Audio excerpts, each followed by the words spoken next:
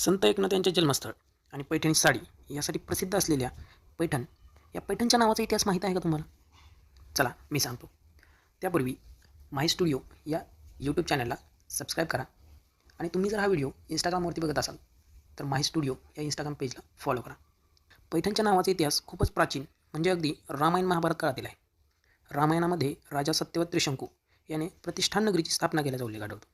महाभारतातही प्रतिष्ठानचे नाव वैभवशाली नगरी असे आढळते. पाणिनीच्या अष्टाध्यायी या ग्रंथातसुद्धा पैठणचा उल्लेख प्रतिष्ठान असा आढळतो. भागवत पुराण, ब्रह्मांड पुराण, पद्यपुराण तसेच जैन व बौद्ध साहित्य यामध्ये सुद्धा प्रतिष्ठानचा उल्लेख आढळतो. सातवाहन काळात प्रतिष्ठान म्हणजे पैठण ही सातवाहनांची राजधानी होती. राष्ट्रकूट, यादव, मुस्लिम कालखंड इत्यादीमध्ये सुद्धा पैठणचे ऐतिहासिक नाव प्रतिष्ठान याचा उल्लेख आढळतो.